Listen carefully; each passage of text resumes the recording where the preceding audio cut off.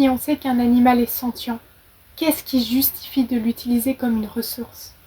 On parle d'oppression quand un groupe est en position telle que ses intérêts fondamentaux sont ignorés au profit d'autres.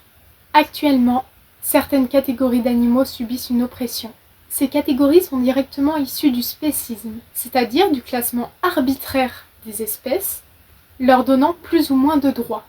Ce classement est arbitraire car il n'a pas de base solide et change en fonction du lieu. Le véganisme, c'est la réponse logique au spécisme, tout comme le féminisme est la réponse logique au sexisme. Être végane, ce n'est pas juste des choix alimentaires particuliers. Être végane, c'est simplement refuser de continuer à participer à l'oppression des animaux. Ce n'est pas une privation extrême comme on l'entend souvent. Être végane, c'est une position de neutralité. C'est simplement, il y a une oppression et on n'y participe pas. On n'est même pas en train de défendre ceux qui se font oppresser. Ça, c'est de l'activisme. C'est simplement ne pas participer. Et ne trouvez-vous pas que c'est juste le minimum du respect de quand un individu subit une oppression de ne juste pas y participer?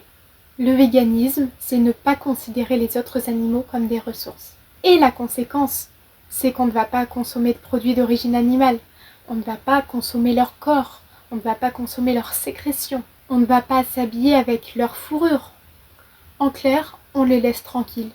Nos besoins d'un certain goût, d'une certaine texture, d'un certain type de vêtements ou de sac, ces besoins-là sont accessoires. On peut s'en passer. En revanche, le besoin de l'animal de vivre, ce besoin il est essentiel. Les animaux sont des êtres sentients, pourtant ils sont beaucoup trop souvent réduits à l'état d'objets. Mais tu vas me dire, mais les plantes aussi sont vivantes. Donc pourquoi les animaux auraient le droit de vivre, mais pas elles? Elles sont vivantes mais elles ne sont pas sentientes, du moins à l'heure actuelle des connaissances. Je sais qu'il y a déjà des articles qui tendent à prouver qu'elles auraient une certaine forme de sentience. Pour l'instant, ce qu'on observe surtout, c'est des réactions des stimuli et de la communication chimique. Donc rien qui ne prouve encore la sentience. De plus, on est très loin d'un consensus scientifique.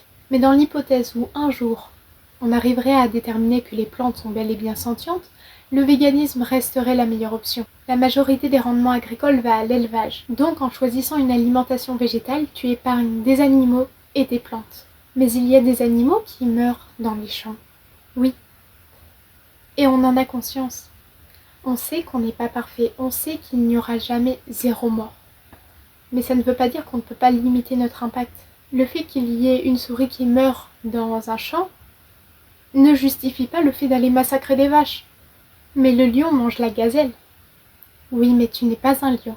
Le lion, c'est un carnivore strict. Il n'a pas le choix. Il ne peut pas répondre à tous ses besoins à partir d'une alimentation 100% végétale. Ce qui n'est pas ton cas. Et puis soyons sérieux. Est-ce que tu as les mêmes canines qu'un lion? Les mêmes griffes? De plus, le lion vit nu, avait des femelles et mange des lionceaux. Est-ce que ça veut dire que tu dois faire pareil? Je pourrais continuer encore longtemps, mais je vais te laisser aller sur mon profil et regarder les autres vidéos de réponse à des commentaires. Je sais que beaucoup se disent « Ouais, mais le véganisme, c'est quand même extrême, vaut mieux chercher un juste milieu. » C'est-à-dire que l'animal ait eu une belle vie pour ensuite le tuer et le manger. Mais la finalité reste la même. Sincèrement, si je te proposais 2 options, soit on te tue, mais t'as eu une belle vie, donc ça va, soit on te tue pas du tout. Qu'est-ce que tu choisis? De mon côté, le choix serait vite fait. Ce qui est extrême, c'est de continuer à séquestrer, à mutiler et à tuer les animaux alors qu'on pourrait totalement faire autrement.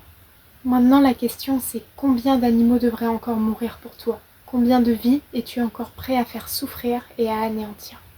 Pas directement, mais en finançant le système. Est-ce que c'est 0 ou plus que 0? Le véganisme est la seule manière de ne plus participer à cette oppression.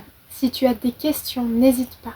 Et si je devais te donner des conseils, déjà pense à prendre de la B12. La B12 est synthétisée par une bactérie, sauf que dans la plupart des élevages, les animaux n'ont pas accès à l'extérieur et donc n'ont pas accès à cette bactérie. Donc ils sont supplémentés en B12 avant d'être tués. Les véganes, en se supplémentant directement en B12, on ne passe juste pas par l'intermédiaire d'un cadavre. Tu peux notamment la trouver sur internet et en pharmacie, si tu as besoin d'idées de recettes par exemple.